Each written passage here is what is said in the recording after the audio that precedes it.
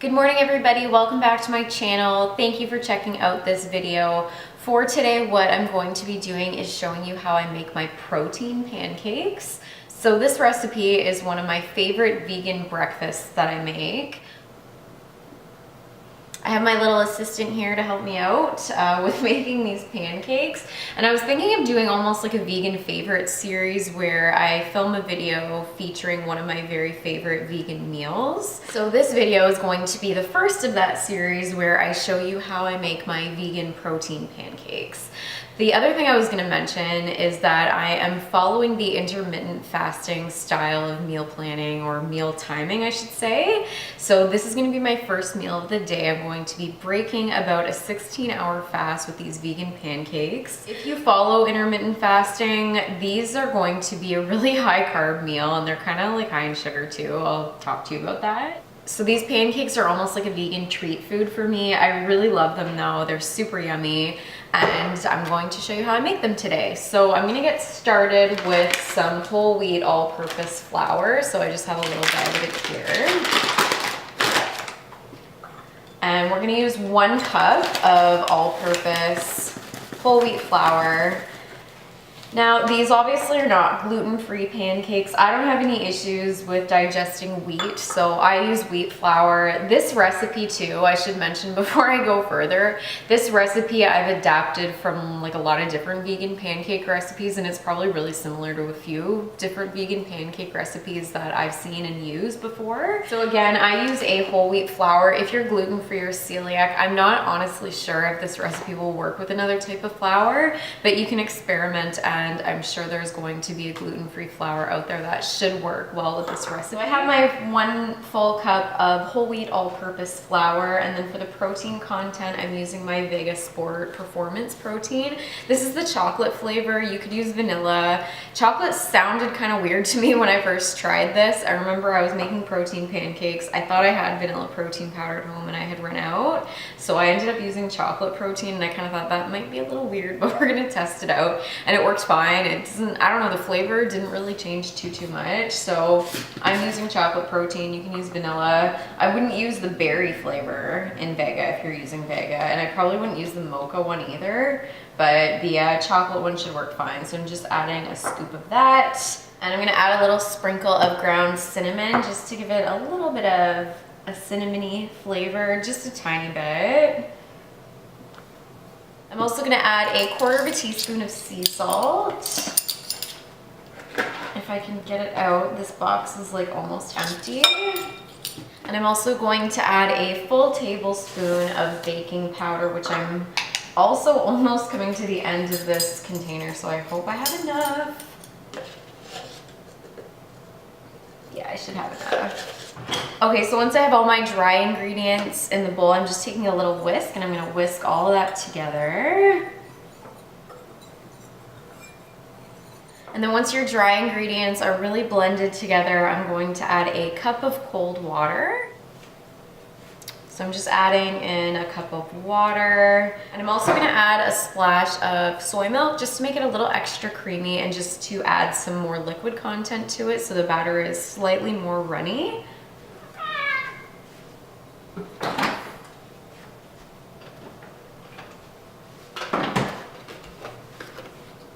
Hey, are you helping? So I'm just literally, I'm not measuring it, I'm just adding like a little splash, I guess, of soy milk, and I'm taking my whisk again, and I'm just gonna mix that together. Your batter should be sort of thick. If it's too thick, you can always add more liquid to it. I would probably add more water than soy milk so it doesn't get too thick. I'm gonna add like a tiny little bit more water. It's probably like maybe like a tablespoon of water just to thin it out a bit. My batter is pretty much all ready now. I'm going to take it over to the grill, and we're gonna start making the pancakes.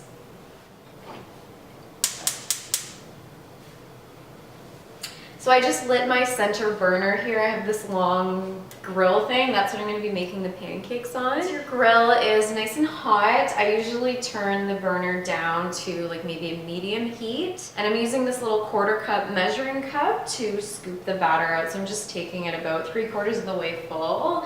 and putting it down on my little pan.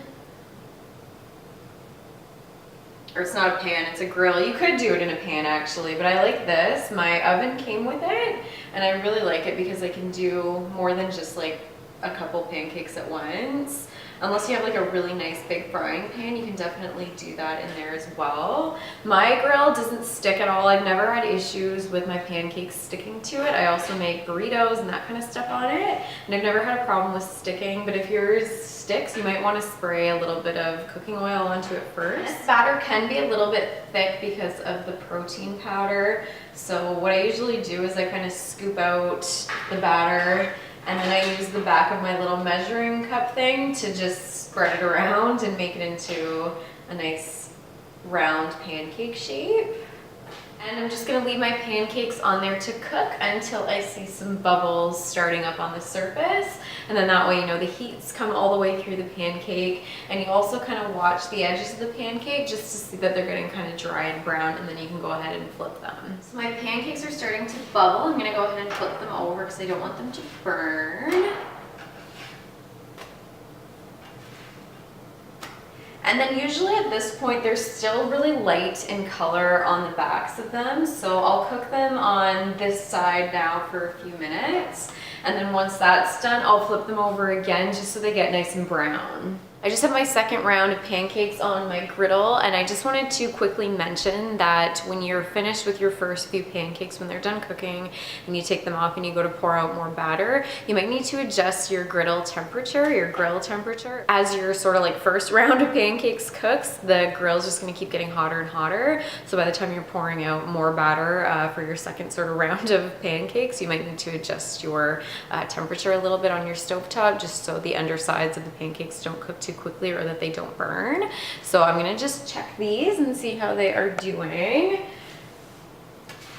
I always find that when I do like my second round of pancakes, they always cook a little quicker than the first because the stovetops had that much more extra time to heat up. And I made a little bit larger pancakes today. I think that recipe, you should usually get about 8 pancakes from it. So that's what I got out of it. I'm gonna eat 4 of them. I'll show you what I use for toppings and all that just in a minute. And then the other ones I'm gonna freeze. So I'm gonna show you how I prep them to go in the freezer. That way I'll have another meal for tomorrow morning. So I have a few extra pancakes that I'm going to freeze. The pancakes from this recipe freeze really, really well. So I'm just gonna show you how I package them up to go into the freezer. So what I have is a big piece of parchment paper and then just a regular old freezer bag. I just adjusted my camera angle so you could see. So what I do is I just put the 2 pancakes side by side, and then I will turn the parchment paper over.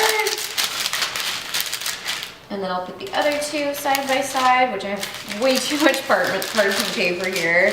And then I just kind of roll them up. That way they're nice and covered up and they're not gonna stick together or get sort of frozen together. And then I just take my freezer bag and I'm gonna slide that in. And then I wrap that up.